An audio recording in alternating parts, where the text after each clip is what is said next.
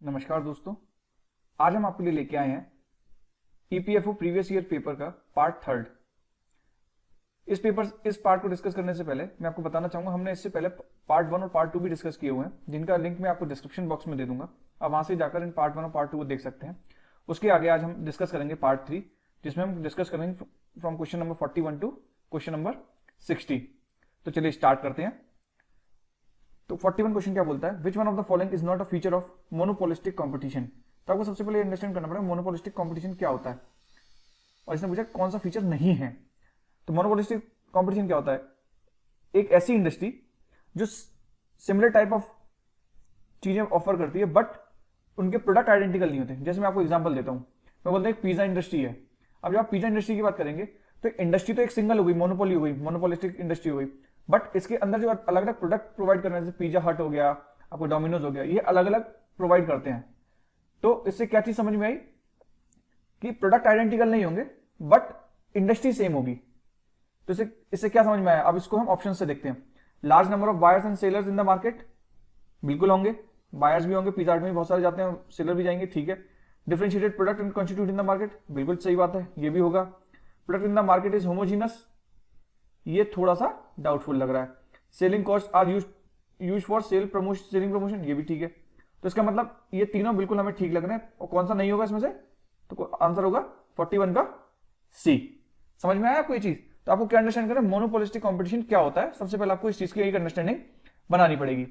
अब हम चलते हैं नेक्स्ट क्वेश्चन की तरफ। नेक्स्ट क्वेश्चन कहता है social cost is higher than the economical cost,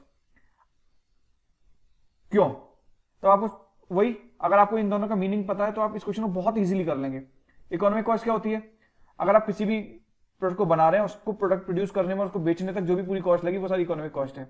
social cost क्या है, सोशल कॉस्ट वो कॉस्ट है, cost incurred by a society as a whole, जो एक पूरी सोसाइटी किसी भी प्रोडक्ट की कॉस्ट जो देती है वो उसकी सोशल कॉस्ट है। एग्जाम्पल के तौर पर, जैसे अगर आप एग्जाम्पल लेंगे कोयले का प्रोडक्शन होता है, ठीक है, कोयला प्रोडक्शन होकर पूरा, भाई चलो इलेक्ट्रिसिटी तक बन गया, सब काम हो गया, बट एज अ सोसाइटी आपने उसकी क्या कॉस्ट करी, आपने एज अ एनवायरमेंट डेप्रिसिएशन हुआ, आपने उसकी कॉस्ट भरी, एयर में पॉल्यूशन हुआ, तो उसकी कॉस्ट कौन भर रहा है, वो कॉस्ट भर रहे हैं हम, मतलब एज अ सोसाइटी पूरी उसकी कॉस्ट भर रही है। तो इसमें से कौन सा ऑप्शन होगा, तो कॉस्ट, तो इसमें क्या लिखा है, cost borne by standard is a positive, ठीक है। अब सोसाइटी इज बिगर देन, बेकार की बात है, सोसाइटी इंक्लूड्स पॉलिटी, ये भी बेकार की चीज है। Society includes both consumer and producer, ये भी गलत है, क्योंकि कंज्यूमर प्रोडक्ट तो ये भी इंक्लूड करता है। तो इसका आंसर क्या हो जाएगा, ये। अब हम चलते हैं नेक्स्ट क्वेश्चन की तरफ।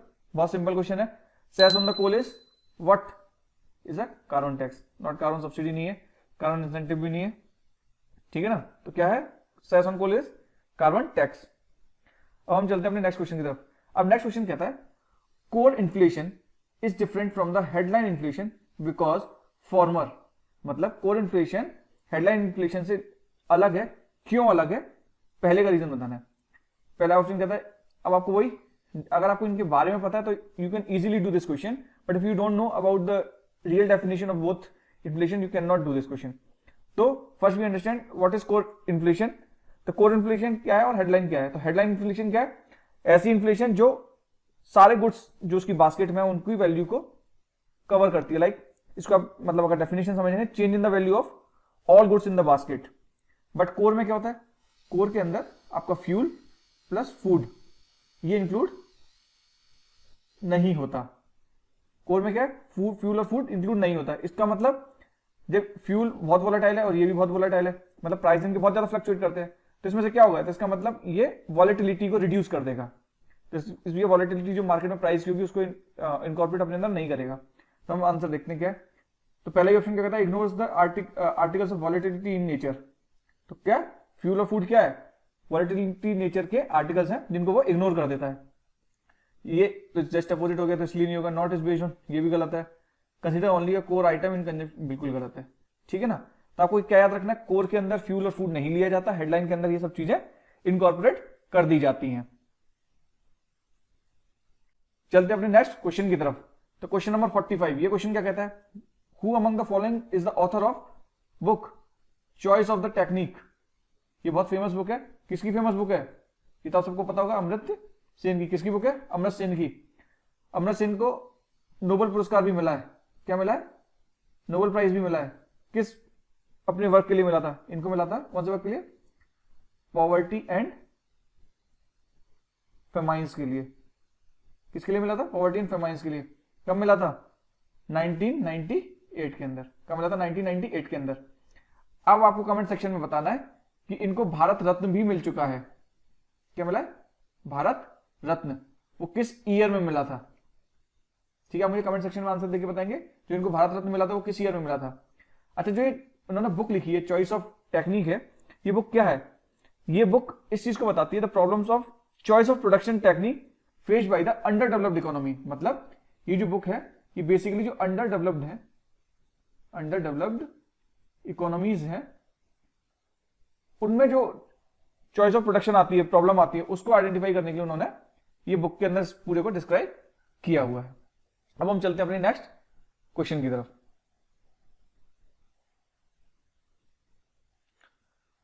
क्वेश्चन नंबर 46 क्या कहता है? Which one of the following bodies has formulated the national student startup policy launch by the president of India November. वैसे तो करंट अफेयर का उस टाइम करंट अफेयर का क्वेश्चन है, अब इसलिए रिलेवेंट नहीं उतना, बट फिर भी जैसे आप ये चीज देखेंगे, आप अगर आगे मैं कुछ क्वेश्चंस कराऊंगा, इस जो स्टार्टअप दो पॉलिसीज गवर्नमेंट ने लॉन्च करी थी, एक करी थी स्टार्टअप और एक करी थी स्टैंड अप। स्टार्टअप क्या थी? स्टार्टअप करी थी जो नॉर्मल कोई भी इंसान अपना नया बिजनेस स्टार्ट करना चाहता है उसके लिए स्टार्टअप खोला था। स्टैंड अप बेसिकली किसके लिए खोला था? जिस तबके को हमारी सोसाइटी के अंदर कमजोर माना जाता है, मतलब जनरली क्या, वुमेन्स के लिए, वुमेन प्लस एससी और एसटी के लिए क्या करा था? एक स्टैंड अप खोला। इसके अंदर क्या कहते हैं? इनको इसके अंदर एक मतलब इनको वो दिया गया कि भाई 10 लाख से लेके टू 1 करोड़ तक का आप अगर कोई भी लोन लेना चाहते हैं तो आप जो बैंक है उनसे डायरेक्टली ले सकते हैं। ठीक है ना? तो इस तरीके से स्टैंड अप करा था, ये स्टार्टअप किया है। अब क्योंकि ये दोनों बिजनेस हैं तो इसमें क्या टेक्नोलॉजी वगैरह की ज्यादा जरूरत पड़ती है, तो ऑब्वियसली अगर आप कॉमन सेंस को थोड़ा सा यूज करेंगे तो यूजीसी इस काम के लिए बिल्कुल नहीं है, एनसीईआरटी नहीं है, ये भी नहीं है, तो कौन सा? एआईसीटी, ये क्या टेक्निकल एजुकेशन का ये अथॉरिटेटिव बॉडी है। तो इसका आंसर क्या हो जाएगा? इसका आंसर हो जाएगा 46 का डी। ठीक है, अब हम चलते हैं अपने नेक्स्ट क्वेश्चन की तरफ। विच one of the following was the chairman of the working group for determining the methodology for construction of, आप यहां देखिए, प्रोड्यूसर प्राइस इंडेक्स, क्या? पीपीआई, इन 2014। अब क्योंकि ये क्वेश्चन पुराना है, अब के टाइम पे इतना रिलेवेंट नहीं होगा, इसका आंसर क्या है? बीएन गोल्डर। क्या आंसर? बीएन गोल्डर। अब आपको इसके बारे में बताते हैं प्रोड्यूसर प्राइस इंडेक्स क्या होती है। अगर आपको पता है प्रोड्यूसर प्राइस इंडेक्स तो आप मुझे कमेंट सेक्शन में बता सकते हैं। तो बेसिकली जो प्रोड्यूसर प्राइस इंडेक्स होती है, it is used to calculate the movement of, जो प्राइस का मूवमेंट है वो किसके पॉइंट ऑफ व्यू से? वो सेलर के पॉइंट ऑफ व्यू से बताती है। प्रोड्यूसर जो प्रोड्यूस कर रहा है उसके पॉइंट ऑफ व्यू से बताती है, क्या? प्राइस इंडेक्स बताता है। इसको जनरली हम किस लिए हम इसको यूज करते हैं? इस इंडेक्स को, ये इंडेक्स जो यूज करिए, it is use to address the rise in the price at producer level before they pass to the customer. मतलब मैं जो भाई, एक हो गया कि मैंने जो प्रोड्यूस कर रहा है वो कितना उस वैल्यू को, जैसे सपोज आज वो 100 रुपए की चीजें बना रहा है, अब मार्केट में मान लो 1 साल के बाद उस चीज का प्राइस हो गया 150, तो ये आप डब्ल्यूपीआई सीपीआई से हमें पता चल जाएगा भाई कितना प्राइस इंक्रीज हुआ, इन्फ्लेशन कितनी हो गई। बट अब मुझे ये चीज पता करनी है कि जो पहले चीज 100 रुपए की बन रही थी, जो इसकी मैन्युफैक्चरिंग कॉस्ट जो 100 रुपीज थी, वो इस समय कितनी है? पता चला वही मैन्युफैक्चरिंग कॉस्ट 120 हो गई, जिसको बढ़ के ये अब जो मार्केट में बिक रहा है वो 150 का बिक रहा है। इट मीन्स जो पहले मेरी थी उससे 20 रुपए तो मेरी प्रोडक्शन कॉस्ट, तो इसी जो 120 जो 20 रुपीज बढ़ा, ये क्या? ये प्रोड्यूसर प्राइस इंडेक्स है। मतलब जब प्रोड्यूसर के लेवल पर जो चीज प्राइस का इंक्रीमेंट हुआ वो क्या कहलाती है? वो प्रोड्यूसर प्राइस इंडेक्स कहलाती है। ठीक है, तो हम चलते हैं आगे। नेक्स्ट क्वेश्चन क्या कहता है? Which one of the following scheme is aimed at all around development of the adolescent girl in the age group of 11 to 18 years and making them self reliant. आप बताइए क्या इसका आंसर होगा? ये क्या? ये बेसिकली स्कीम्स हैं। अगर आपको स्कीम्स के बारे में पता होगा तो आप इसका आंसर कर देंगे। तो इसका आंसर क्या है? राजीव गांधी, क्या? Rajiv Gandhi scheme for empowerment of adolescent girl. अब जनरली क्योंकि 2017 में पेपर हुआ, कोई सोचेगा नहीं कि भाई यहाँ बीजेपी गवर्नमेंट ने तो राजीव गांधी की स्कीम के बारे में क्यों ही पूछ लिया। तो इस स्कीम को अब क्या, इस स्कीम को किस नाम से जानते हैं? इस स्कीम को सबला नाम से भी जानते हैं। किस नाम से जानते हैं? सबला के नाम से भी जानते हैं। तो बाकी ये जो स्कीम्स हैं इनकी फुल फॉर्म क्या है, आप मुझे कमेंट सेक्शन में बताएंगे। क्या इन स्कीम्स के नाम? इसका नाम है national mission for empowerment of women, और ये क्या, राष्ट्रीय महिला कोष, राष्ट्रीय महिला कोष। ठीक है, तो इसका आंसर क्या हो जाएगा? इसका आंसर हो जाएगा 48 का ए। अब next question, panchayat extension to schedule act area act 1996 permits the self governance of the natural resources. ये एक इंपॉर्टेंट टॉपिक हो गया था क्योंकि सुप्रीम कोर्ट ने इसके ऊपर एक जजमेंट भी दी थी। तो इसके बेसिस पे क्या हुआ कि जो पंचायती राज एक्ट था उसके अंतर्गत जो ये नेचुरल रिसोर्सेज होते हैं, जैसा कोई नेशनल पार्क हो गया या कोई भी चीज हो गई, उसकी अथॉरिटी किसको दी गई? उसकी अथॉरिटी दी गई ग्राम सभा को। किसको दी गई? उसकी अथॉरिटी दी गई ग्राम सभा को। अब बहुत सारे लोग कंफ्यूज हो जाते हैं कि ग्राम सभा ग्राम पंचायत इन सब में डिफरेंस क्या है। तो सबसे जो हमारा पंचायती राज सिस्टम है, हमारा पंचायती राज सिस्टम है वो 3 टियर सिस्टम है। क्या है? 3 टियर सिस्टम है। 3 टियर सिस्टम मतलब इसके अंदर 3 सिस्टम आते हैं। क्या? एक तो जिला पंचायत हो गई, दूसरा पंचायत समिति हो गई, पंचायत समिति, फिर तीसरी कौन सी है? तीसरी हो गई ग्राम पंचायत। क्या हुई? ग्राम पंचायत। अब जो ये ग्राम पंचायत है इसके अंदर 2 पार्ट होते हैं। क्या होती है? एक होती है ग्राम सभा और एक क्या होती है? न्याय पंचायत। आपने जो गांव में देखा होगा कि एक न्याय पंचायत बैठती है, जो गांव के छोटे मोटे जो डिसीजंस होते हैं वो सारे न्याय पंचायत के अंदर लिए जाते हैं। और जो ये ग्राम सभा होती है क्या होती है? Basically it is a assembly of persons, assembly of जो वहां की लोकेलिटी में लोग हैं उनकी क्या, उनकी असेंबली है। और इसकी जो एग्जीक्यूटिव कमेटी होती है ग्राम पंचायत, उसको क्या बोलते हैं? उसको बोलते हैं gram executive committee is known as gram panchayat. ठीक है ना? तो इसका आंसर क्या हो जाएगा? ग्राम सभा। जो वहां के लोकल लोग हैं, रेजिडेंट्स हैं उस एरिया के, उस गांव के, उन लोगों के पास नेचुरल रिसोर्सेज को का अथॉरिटी दे दी गई है। किसके अंतर्गत? पंचायती राज, ये एक्सटेंशन जो एक्ट 1996 है उसके तहत। ठीक है, ये चीज समझ में आई? तो ये इंपॉर्टेंट है क्योंकि बहुत सारे लोग इस चीज में कंफ्यूज हो जाते हैं कि ग्राम पंचायत क्या है। ग्राम पंचायत के नीचे ग्राम सभा होती है। ठीक है ना? तो हम चलते हैं अपने नेक्स्ट क्वेश्चन की तरफ। नेक्स्ट क्वेश्चन मुझसे क्या कहता है? Which one of the following is not a WTO member. बिल्कुल फैक्चुअल क्वेश्चन है। इसका आंसर तो सबको पता है, जापान है, चाइना है, रशिया है। कौन सा नहीं है? इसमें क्या नहीं है? ईरान नहीं है।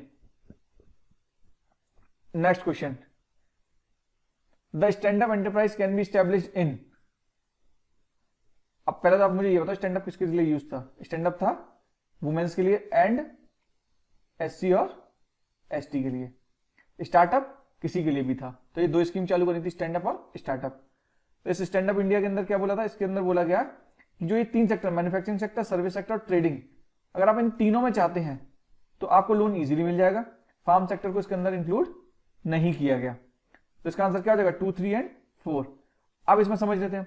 जो स्टैंड अप था इसके अंदर क्या बोला? इसके अंदर बोला आप 10 लाख से लेके टू 1 करोड़ तक का जो लोन है वो आपको इजीली मिल जाएगा।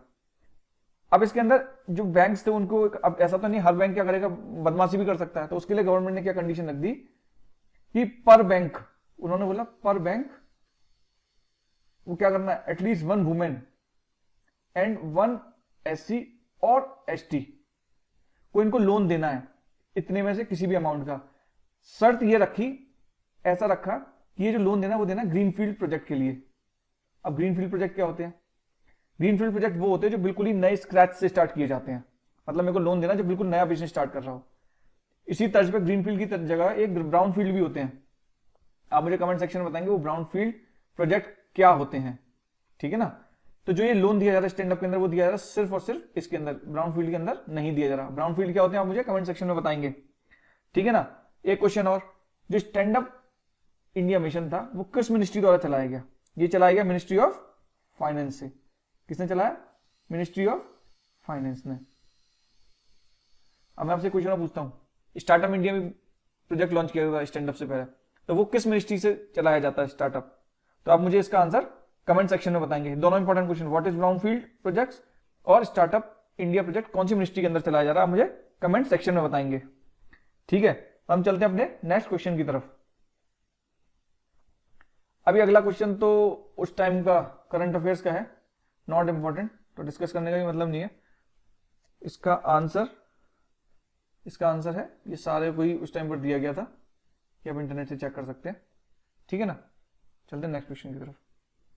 नेक्स्ट क्वेश्चन क्या कहता है, नेक्स्ट क्वेश्चन बात करता है इसरो ने, अभी देखिए अभी सारे करंट अफेयर्स, तो आपको ये ध्यान रखना है कितना करंट अफेयर्स पे आपको फोकस करना है, ठीक है। ये कहता है इसरो इन अगस्त 2016 सक्सेसफुली टेस्टेड अ सुपरसोनिक कंबस्शन रैमजेट।